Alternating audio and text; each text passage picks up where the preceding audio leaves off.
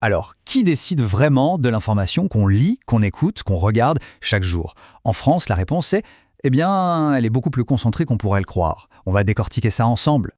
C'est la question centrale finalement. Qui tire les ficelles de l'info qui modèle notre vision du monde? Parce qu'une chose est sûre, la réponse se trouve très souvent bien loin des salles de rédaction. Et là voilà la réponse. Elle est assez sidérante en fait. C'est simple. Une toute petite poignée de milliardaires, on peut presque les compter sur les doigts de deux mains, tiennent aujourd'hui la quasi-totalité des grands médias nationaux. Les journaux, les chaînes de télé, les radios, tout y passe. Bon, la question évidente, c'est mais comment est-ce qu'on en est arrivé là? Parce que, évidemment, ça ne s'est pas fait du jour au lendemain. Pour bien comprendre la situation actuelle, il faut faire un petit retour en arrière. On va voir que c'est le résultat d'un siècle de transformation profonde. Cette chronologie, elle est super intéressante, parce qu'elle montre un vrai mouvement de balancier. Dans les années 20, on a l'industriel qui achète un journal pour pousser ses idées. Hop, après la guerre, changement radical, l'État prend tout, c'est le monopole. Et puis, le grand tournant, c'est 1981, Mitterrand ouvre les vannes, c'est la fameuse libéralisation, et c'est là que la porte s'ouvre en grand aux intérêts privés. Et ce qui a vraiment été le coup de grâce pour la presse traditionnelle, c'est ça, la crise économique. Regardez ce graphique, les chiffres sont sans appel. Les revenus de la pub se sont littéralement effondrés. On passe de plus de 4,5 milliards d'euros à même pas 2 milliards 15 ans plus tard. Forcément, avec des finances comme ça, les journaux se sont retrouvés à genoux, et ils sont devenus des proies parfaites pour ceux qui avaient de l'argent à investir. Ce qui nous amène donc à aujourd'hui. Alors, qui sont-ils, ces nouveaux barons des médias? Pour y voir plus clair, on peut les classer en 3 grandes familles, 3 factions si on veut, avec des motivations et des stratégies bien différentes. D'abord, il y a les conservateurs. En gros, ce sont des grands industriels. Leur vrai business, ce n'est pas la presse. Pour eux, posséder un média, c'est avant tout un outil d'influence, un moyen de s'assurer que l'environnement politique et économique reste stable et, disons-le, favorable à leurs affaires. C'est une sorte de bouclier, en quelque sorte. Et la figure de proue de ce groupe, c'est bien sûr Bernard Arnault. L'homme le plus riche de France s'est bâti un véritable empire médiatique. D'un côté, un journal écho très influent comme Les Échos, et de l'autre, un quotidien ultra populaire comme Le Parisien. C'est une stratégie très maligne, il peut parler à la fois aux élites économiques et à monsieur et madame tout le monde. Deuxième catégorie maintenant, les centristes, qu'on pourrait aussi appeler les disrupteurs.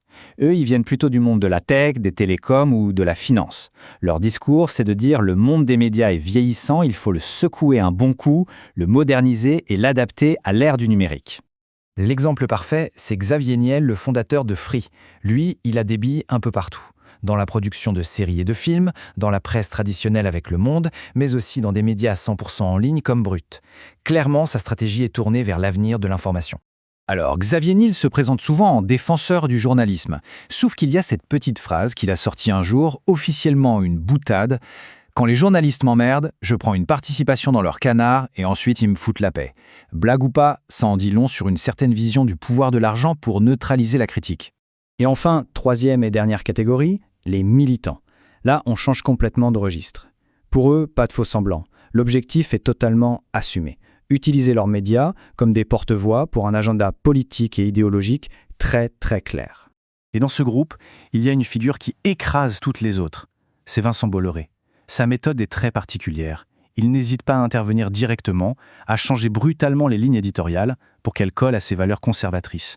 Et ça provoque souvent d'énormes crises, des grèves, des démissions en masse de journalistes. D'ailleurs, quand il a été auditionné au Parlement, il a défendu sa chaîne la plus controversée, CNews, non pas comme un média d'opinion, mais comme un espace de liberté. Sa thèse, c'est que la chaîne fonctionne justement parce qu'on peut y dire des choses qu'on n'entendrait pas ailleurs. Un espace de liberté donc. Sauf que quand on regarde les chiffres, les faits, l'image est un peu différente. Une analyse des temps de parole montre que les invités d'extrême droite sont surreprésentés, mais alors de très loin, par rapport aux autres chaînes. Et à l'inverse, la gauche y est quasiment invisible. Ça pose une vraie question sur le respect du pluralisme, qui est pourtant une obligation légale. Ok, mais alors revenons à la question de fond. Pourquoi ? Pourquoi est-ce que ces milliardaires investissent des fortunes dans un secteur en crise? Est-ce que c'est juste pour le profit ? C'est sûrement un peu plus complexe que ça. Si on écoute les discours officiels, c'est toujours la passion pour la presse, la philanthropie, mais si on gratte un peu le vernis, on voit bien que posséder un média, ça offre des avantages stratégiques très concrets. Ça permet de gagner de l'influence, d'avoir un accès direct aux politiques, de faire taire des enquêtes gênantes sur ses autres business et bien sûr de peser sur l'opinion publique. Et cette influence, ce n'est pas juste une idée en l'air, c'est du concret. Xavier Niel a lui-même raconté qu'avant d'investir dans Le Monde, il mettait des mois à avoir un rendez-vous avec un ministre. Après, ça prenait 2 jours. Autre exemple, il est rarissime de lire une enquête dans le Figaro sur le groupe Dassault, son propriétaire. Et puis à la pression directe, comme quand LVMH a coupé ses pubs au monde après un article déplaisant. C'est ça, le pouvoir. Bon, face à cette concentration massive, la question qu'on est en droit de se poser, c'est est-ce qu'il existe des alternatives? Est-ce qu'on est condamné à avoir une information contrôlée par des milliardaires? Alors oui, heureusement, des modèles alternatifs existent. Il y a les deux grands modèles classiques. D'un côté, le service public, Radio France, France Télévisions. L'idée, c'est que c'est financé par l'impôt pour informer tout le monde. De l'autre côté, la presse 100% indépendante, type Mediapart, qui ne vit que grâce à ses abonnés. Chacun a ses forces et ses défis. Mais depuis quelques années, on voit débarquer une troisième voie, quelque chose de complètement nouveau. Ça se passe sur YouTube, sur TikTok, sur Instagram. Des journalistes ou créateurs de contenu indépendants qui se lancent dans l'info et qui réunissent des audiences gigantesques. Surtout, ils réussissent à parler aux plus jeunes, ceux qui ont souvent complètement décroché des médias traditionnels. On pourrait se dire que c'est génial pour l'indépendance, non? On échappe enfin aux milliardaires français. Oui, mais il y a un mais. Car en faisant ça, on devient dépendant de nouveaux maîtres du jeu. Les algorithmes de Google, de Meta, de ByteDance.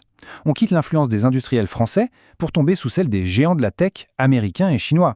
On change juste de gardien du temple. Et c'est ça qui nous laisse avec la question finale. Au bout du compte, que l'info soit entre les mains d'une poignée de milliardaires ou qu'elle soit filtrée par des algorithmes qu'on ne maîtrise pas, le problème de fond reste le même. Comment on s'assure que l'information qu'on reçoit sert l'intérêt de tous et pas des intérêts privés? C'est sans doute l'un des plus grands défis de notre époque.